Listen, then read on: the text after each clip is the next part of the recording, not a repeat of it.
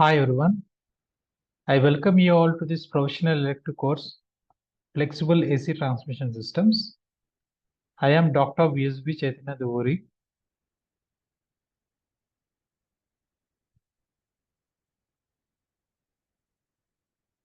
So today we are going to discuss about the first topic of Unit 1.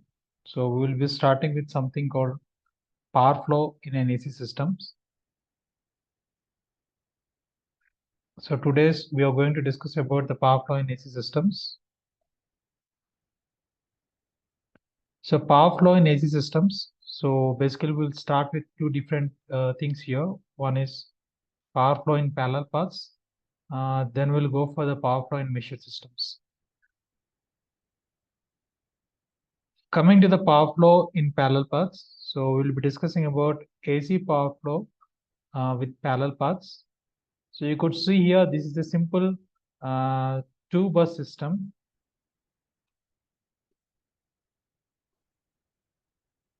Right? You have a generator G1 here, and the corresponding bus voltage magnitude is V1 at an angle θ1. And you have a generator here, and the corresponding voltage magnitude is V2 at an angle θ2. And then you have a load at generator 2 as well as a load at generator Z1.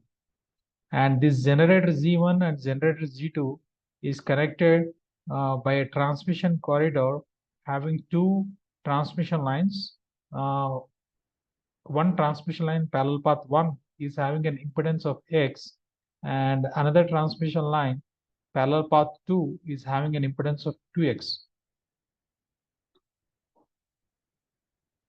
So in basic power system courses, we know already that the power flow from one bus to another bus, the corresponding real power flow, the equation was given by P is equal to V1 V2 by X into sine θ1 minus θ2, where θ1 and θ2 are the corresponding bus voltage magnitudes of sending end as well as receiving end, and V1 and V2 are the corresponding sending end voltage as well as receiving end voltage, and X is the impedance of the transmission corridor that comes between the bus 1 and bus 2. The same thing could be written as this θ1 minus θ2 is replaced by delta, where this delta is equal to θ1 minus θ2. The same equation could be written as V1 V2 by X into sine delta. For example, if you are having some surplus of power generation and this generation need to be transmitted to the other side where you are having some deficit of power generation. So let us assume the total power is P, and this power P will be divided in the transmission corridor for parallel path 1 and parallel path 2 in the ratio of their impedances. For example, the impedance of parallel path 1 is X and the impedance of parallel path is 2X. So how this total power P, in what ratio it is shared between the parallel path 1 as well as parallel path 2. So since the total power that needs to be transmitted is P, that is, this is a total P that needs to be transmitted uh, along the parallel path 1. So let us assume this is P1, and parallel path 2, let us assume this is P2. So P1 is the power flow in parallel path 1, which is having an impedance of X. So you could write the equation as V1 V2 divided by X into sine delta. Okay, where this delta is equal to θ1 minus θ2. Right? Now you could write the equation for P2 as power flow in parallel path 2. Parallel path 2 is having an impedance of 2X. So you can write it as P2 is equal to V1 V2 divided by impedance is 2X. So I'm writing 2X into sine delta. So in other way, since this equation V1 V2 by X into sine delta, it could be replaced as same as your P1. So I could write P2 as P2 is equal to P1 divided by 2. So total power P is equal to P1 plus, in place of P2, I can write it as P1 divided by 2. So this equation, from this equation, I can write P1 is equal to 2/3 of P. So out of total power P, parallel path 1 is carrying a power of 2/3 of its power, and obviously the other line needs to carry 1/3 of its total power. For example, if P is equal to some 900 megawatts, let us assume P is equal to 900 megawatts, then parallel path 1 will carry a power of 2/3 of 900, which is 600 megawatts, and this line will carry a power of 300 megawatts. So in a nutshell, I can say that without any control, if you don't have any kind of control,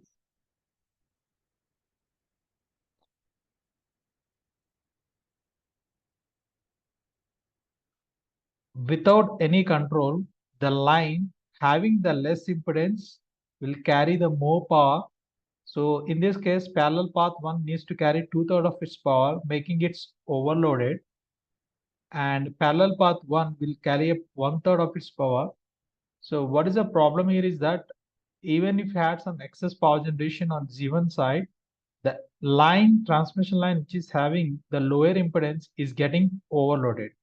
So how to avoid this situation? For example, here you do not have any sort of control. The impedance of the lines are fixed. So the line which is having the less impedance is getting overloaded, and the line which is not having lower impedance, for example, here this line is having an impedance of 2x, so it is not getting overloaded, whereas this line having impedance x is getting overloaded. So how to avoid this situation? One possible solution is the parallel path 2. Previously we had the parallel path 2, right? This parallel path 2 is replaced by an HVDC transmission line where you have a converter station here for converting AC to DC, and one more converter station is here for converting DC to AC. So what you could observe here is that since this is an HVDC transmission line, so you could control the power flow on this line.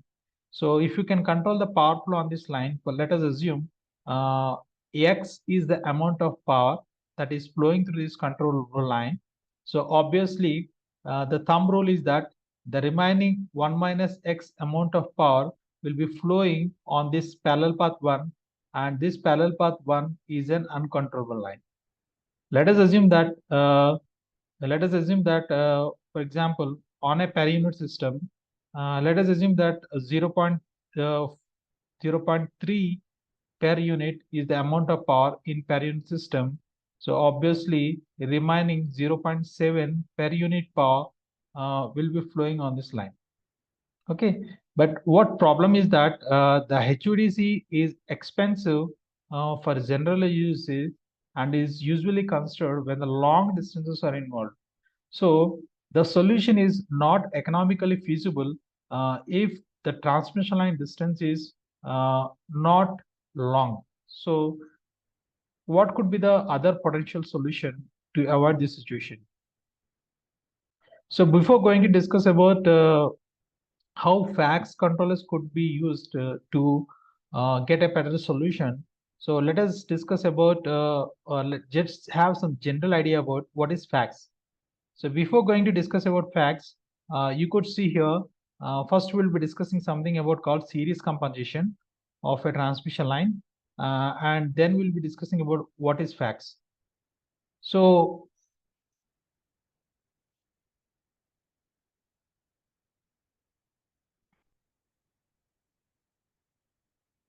here you could see here, let us assume this is the transmission line 2 in the previous picture. So this is parallel path 2 in previous picture. So parallel path 2 is having an impedance of 2x between bus 1 and bus 2. So now you are connecting a series capacitor.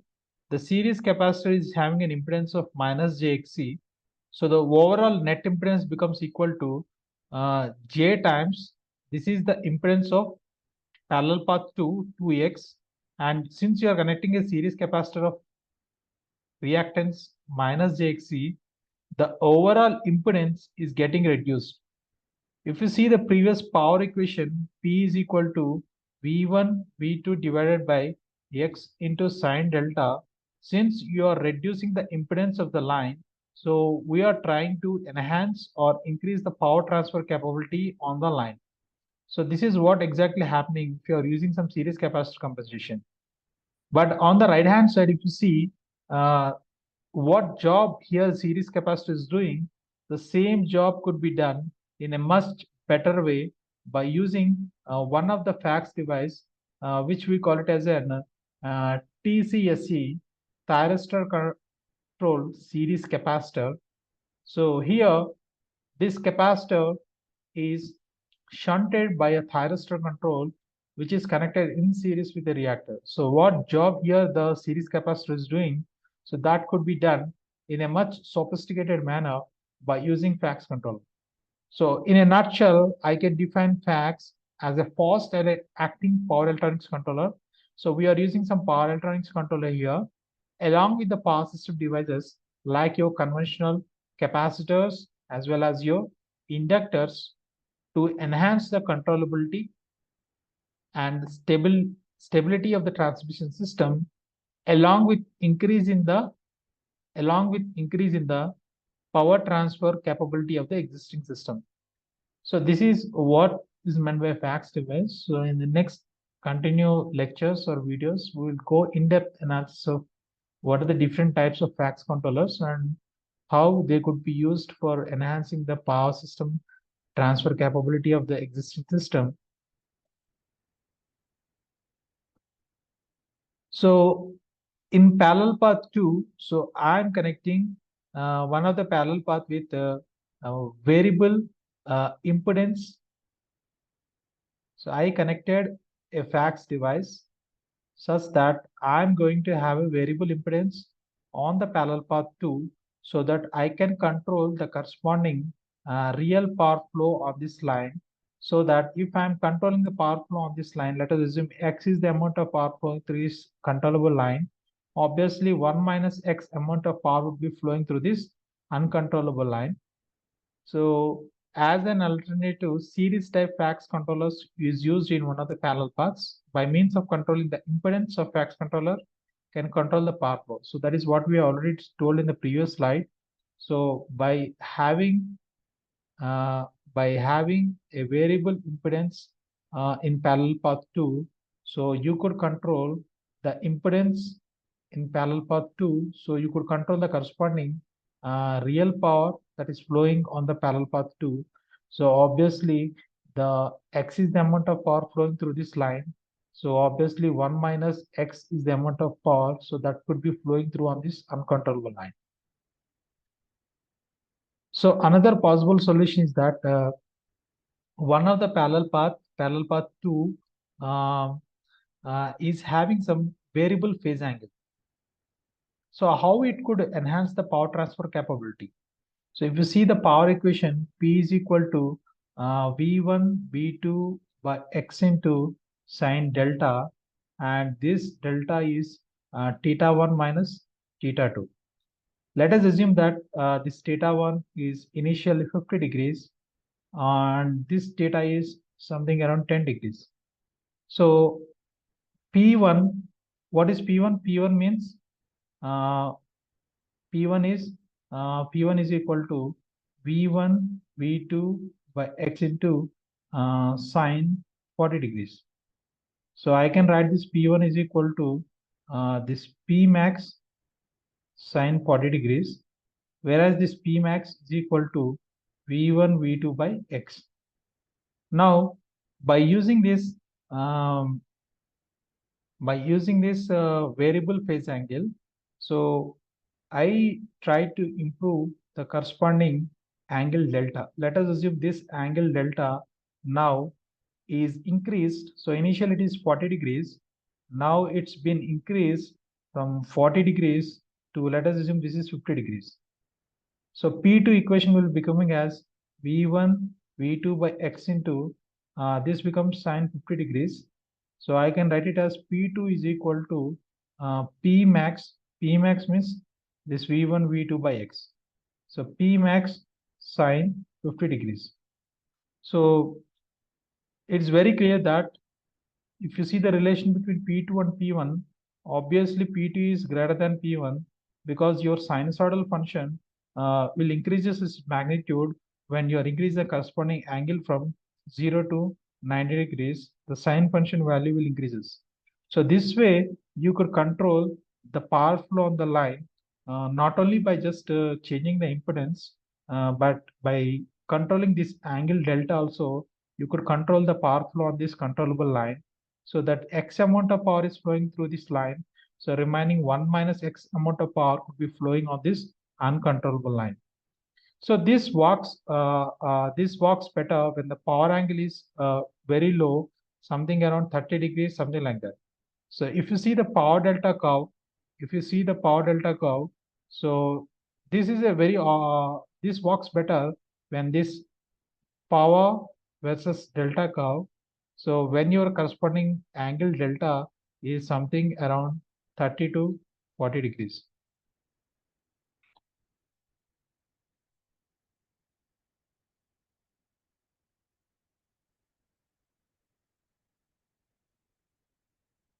Now coming to the second part of this power flow in AC system, that is power flow in a meshed systems. What is a meshed system? For example, you see in this sample system, so you had the three buses, bus A, bus B, as well as bus C, and the total power generation at bus A, is 2000 megawatts, and the total power generation at bus B is 1000 megawatts, and the total load at bus C is 3000 megawatts. So all these three buses are connected by three different transmission lines in the form of a mesh. The line AB is having an impedance of 10 ohms, and BC is having an impedance of 5 ohms, and EAC is having an impedance of 10 ohms. And the line AB is designed for 1000 megawatts, and line BC is designed for 1250 megawatts, and line AC is designed for 2000 megawatts. And these lines is having an emergency rating of twice of those numbers for a sufficient time to allow to rescheduling of the power in case of loss of one of these lines. So what exactly it means is that, for example, if there is a loss of this line, let us assume the line AB is lost. If the line AB is lost, right, the remaining lines will having some emergency rating of uh, twice of its general rating, whatever it is designed uh, for a sufficient time to allow rescheduling of the power in case of loss of any of the lines. So if you clearly observe in this, so the line which is getting overloaded is, for example, line AC is designed for 2000 megawatts and it is carrying only 1400 megawatts. So it is absolutely fine. And line AB is designed for 1000 megawatts and it is less than what it is designed for. It is carrying 600 megawatts. So this is also fine. But if you see the line BC here, the line BC is designed for 1250 megawatts, but it is carrying 1600 megawatts. So the line BC is getting overloaded. So you cannot make your line to be overloaded for a long time because we had some thermal limit of the line which should not be violated. So you are not supposed to carry or you are not supposed to make one of the line overloaded for a long time.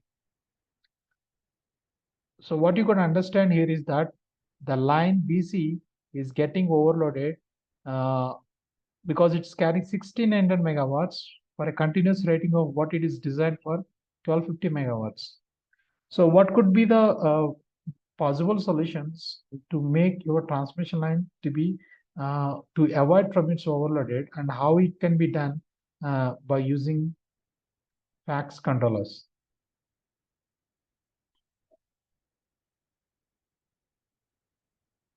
So you could see here, one possible solution is that, right?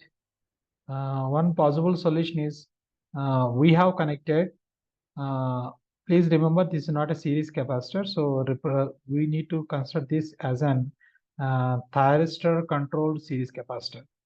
So a thyristor controlled series capacitor is connected in the line AC, because you have seen already the line AC is designed for 2000 megawatts, but it is carrying only 1400 megawatts initially. Now what we are trying to do is that by connecting some thyristor controlled series capacitor, the line AC, in the line AC, the impedance of the line is decreased, because in the power equation, P is equal to V1 V2 by X into sine delta. So if you are reducing the impedance of what line? AC, the corresponding power flow on the line AC will be increased. So that is what is happening here. Previously it is 1400 megawatts. Now it is 1750 megawatts. So the impedance of this line is 10 ohms initially. Now you have connected a series capacitor of impedance minus 5J. So the net impedance is got reduced. So power transfer is increased from 1400 to 1750 megawatts. So out of 2000 megawatts total generation, so if 1750 megawatts is flowing on this line, the remaining 250 megawatts will be flowing on this line. So the generation here is 1000 megawatts. So this line is carrying 1250 megawatts, and we are avoiding the overloading of line BC. And this is carrying 250 megawatts, uh, and it is designed for, I think line AB is designed for 1000 megawatts. So everything looks fine here.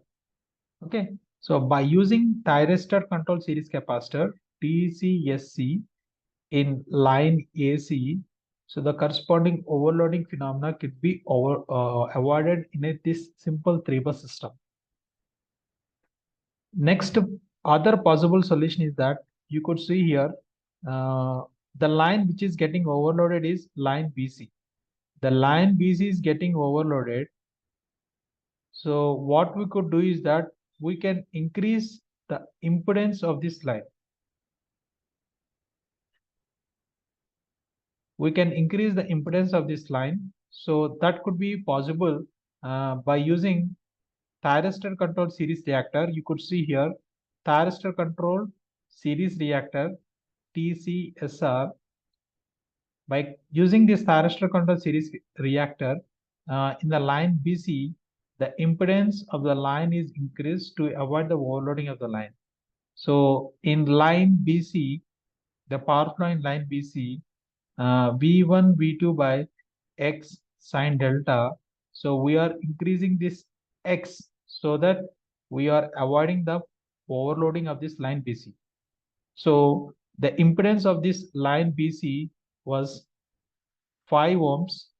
Now by connecting a thyristor controlled series capacitor, its net impedance is increased, or you can say it's enhanced. So its power transfer capability is reduced. So previously in the first picture, this value is something around 1600 megawatts. Now it's been reduced to 1250 megawatts, for which this line is designed with the same value of 1250.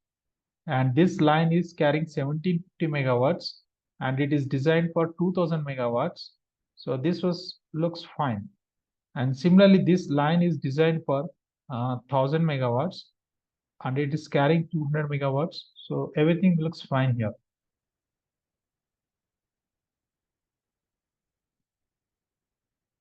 And one more possible solution is that by using thyristor control phase angle. So I told you already, since you have in the power equation V1, V2 by X into sine delta. So by controlling this delta, you can control the corresponding real power flow on the line.